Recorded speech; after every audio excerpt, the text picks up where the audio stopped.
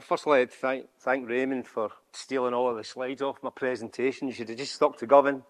And if you're looking for an image of Central Govan Housing Association, I've still got my letter of appointment from 1983 after I was interviewed by Jim Stevens. So this is all repetition, right?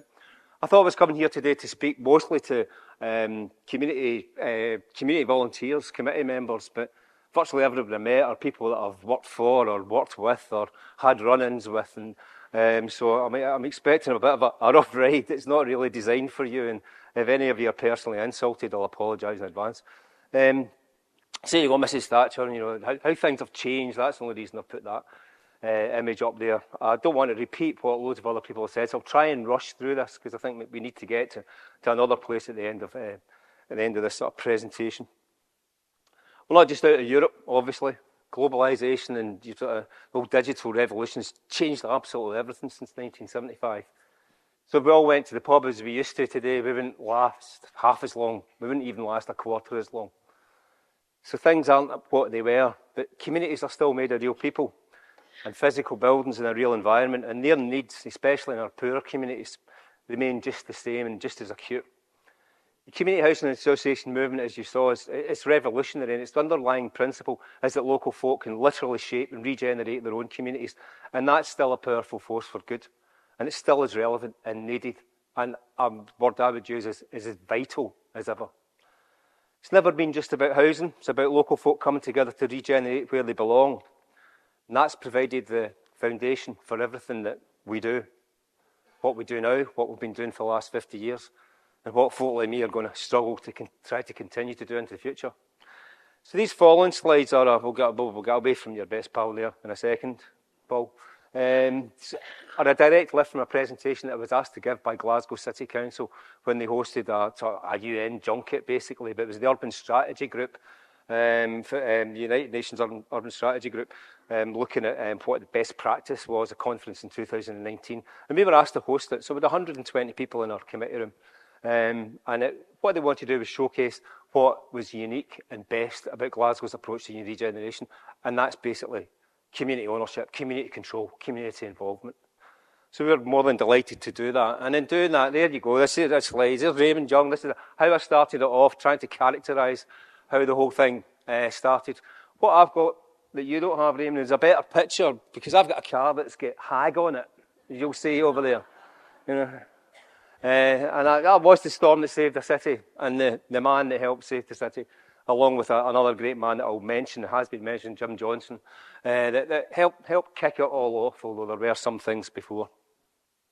Again, that's been there. It's become a bit of a eulogy to John Butterley, but I used that image to personify, exemplify to all of the folk there from across Europe about what community control was. It's about people from the community, John, telling architects what to do. Yes, working with them, but in control and being the client, not being told by consultants or local authorities or anybody else what to do.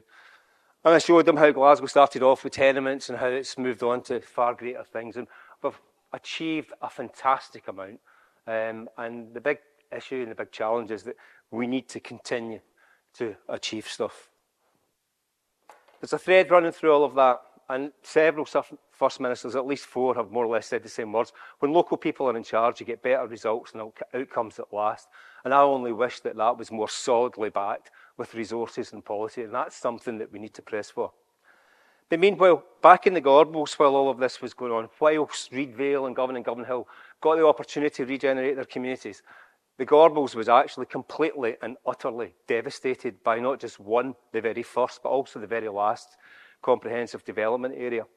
And it turned sour very quickly. Again, as you'd have thought Raymond had borrowed my slides. I haven't seen them for 10 years, but, you know, and even my joke about the H&M headgear that that's a housing convener has got in copying of the Queen. And by the way, that's the city engineer in the middle, Archibald Jury, who basically would throttle anybody with these hands that got in his way.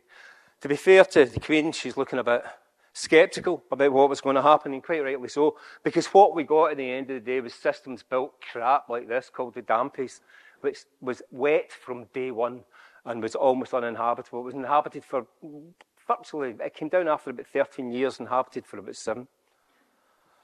And one of the men that led the anti-dampness campaign was Bill Sharkey, who became one of our chairs, you know. And it's quite funny, that airspace it was in the last house that he was in. He'd been born on Shamrock Street way back in the 30s, and that was very, very close to there. It was within 100 metres.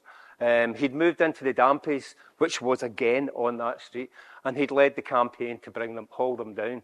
So that's what he was doing, whilst John and Eileen and others across Glasgow were rebuilding it. So what the Gorbals got was, it was thriving in the 30s, decimated in the 1950s and 60s, patronised in the late 1960s, and then come the late 1980s and the early 90s, decimated again.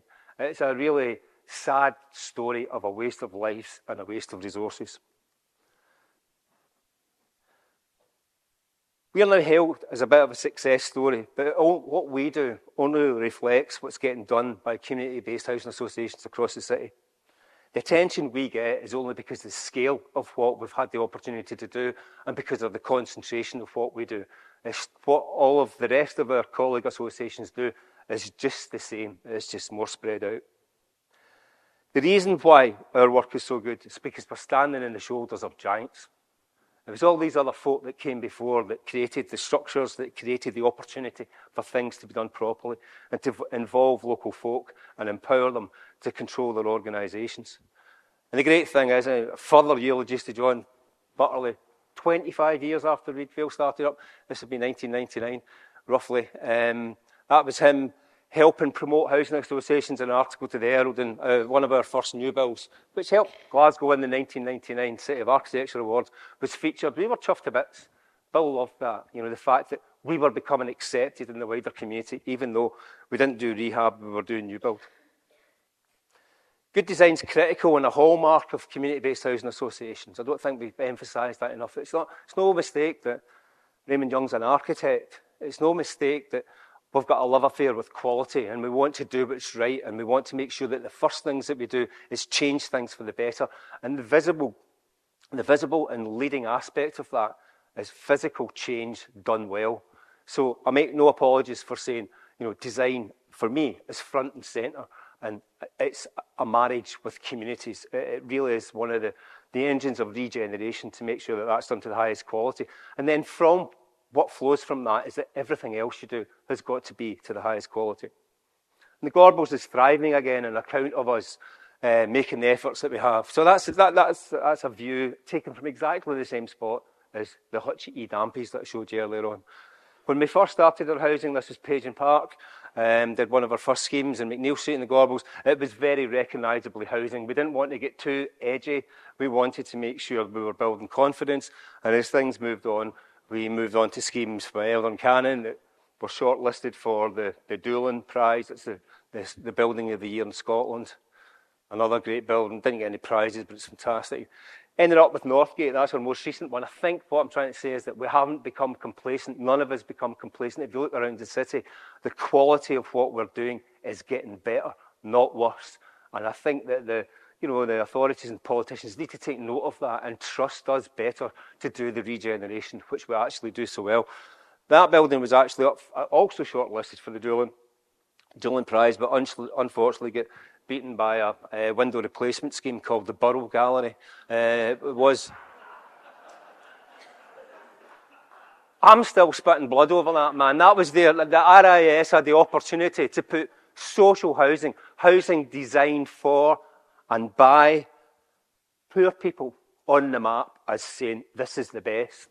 And they chose not to take it. And as I say, I gave it to the repair scheme, which has made the borough worse in my opinion, but I would say that, wouldn't it? Anyway, our roofs don't leak. We're making the Gorbals the place it deserves to be. As I say, we've been shortlisted as a single medium-sized Glasgow, community-based housing association. We've got more serious design awards. I'm not talking about the shite that you see in the housing news about, private developers giving themselves awards. We've got more serious design awards than all of the nationals and regionals in Scotland put together. That's possibly because they haven't got any, and loads of housing associations do. We're bloody good at what we do, and we need to get even better. To cap it all, Jim Johnson, who Raymond mentioned earlier on, the founder of Assist Architects, a visionary in my view, possibly and arguably the father of our community-based housing association movement, sadly passed away a few months ago, he got in touch with me, and there was a newspaper article in that, to praise how well we'd done and to say how nice it was to see that we'd actually mentioned the name of our architects. It felt like a songwriter who just got a compliment from Bob Dylan. Community-based housing associations own their homes for the community. We're not locked out that they were when the Queen came along to sort of a showcase event. Now local folk do the inviting.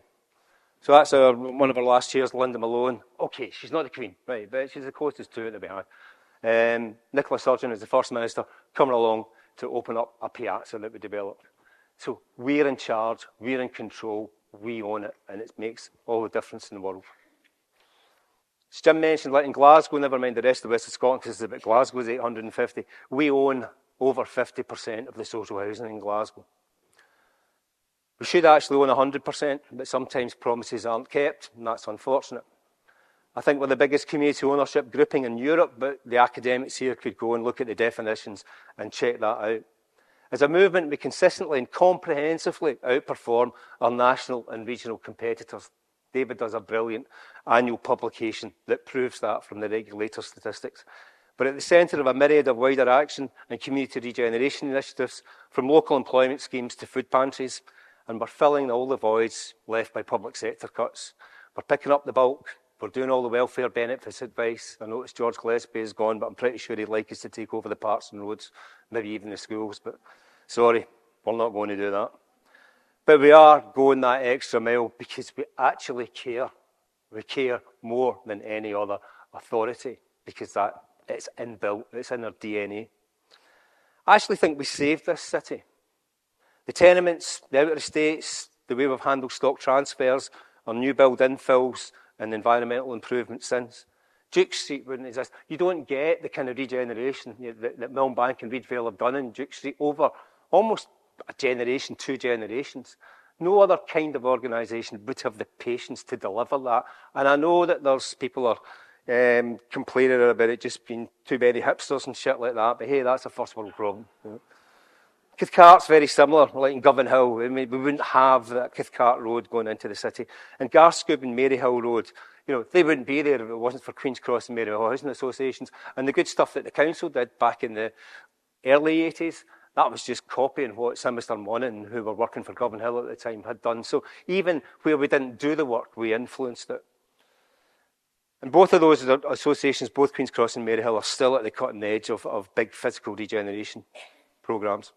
Our peripheral estates have been collectively transformed by Anna's organisation and Maureen's organisation. We've set new standards in design, firstly in Govan Hill, Elder Park and Reedvale, that's Simister Monaghan, Eldon Cannon with the architects, and then Castlemilk and Easter House, and then all across the city. And it's worth noting that, okay, we got an RIBA award, which was brilliant, but we'd already been beaten to that by Shettleston and by Castleton Housing Association, so it's nice to join that club. No one cares like local people. No one else has the stomach for the fight or the commitment for the long haul. I think Irene and Anna made that absolutely clear. We're trusted, we're accountable, we're agile, and that's down to our community base and our volunteer committee members. And in the past, I'd like to say that I've found that these characteristics are an attraction for younger people to work in our sector. Young folk have not been overwhelmed by the digital world. They have real energy, commitment and drive. They want to live real lives more than we do. They're far more full of life than we ever will be again. Is there any young people here? No. My experience is that they want to make a real contribution to our work and then, I hope, take it over on the staff side. I think people want options to make a living away from global corporatism, the way the world is now.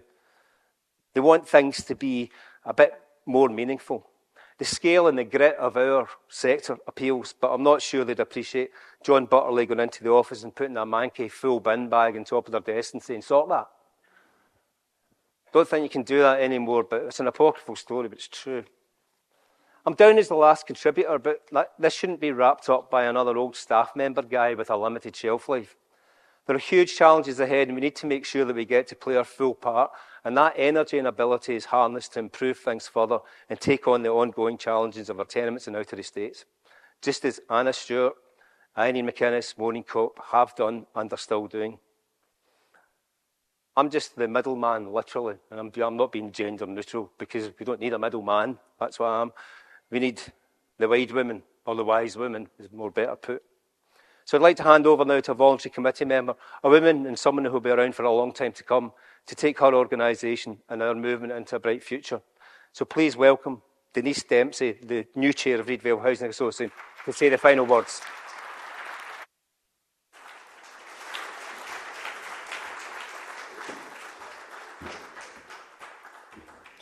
Thank you, Fraser. You'll have to excuse my cold. And apparently I'm the new energy. Thank you for the invite today. And it really is an honour and a privilege to be here.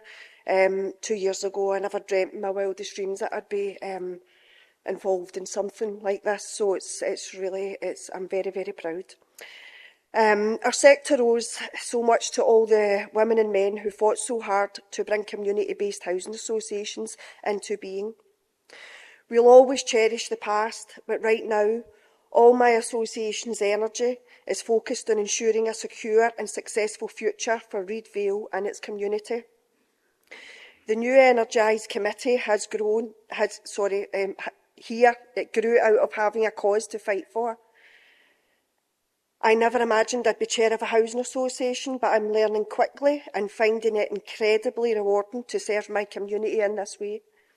It's ironic, but when things are going well for an association, attracting new committee members can be more of a challenge, but all of us need to continue to work hard to attract good committee members, including younger people, and I'm told I count today. I'm not going to argue with that, but my body tells me a different story in the morning. If we can recruit well, run ourselves well and carry on providing great services, community-based housing associations should prosper for another 50 years and more, proving that keeping things local remained incredibly important to us all. Thank you so much.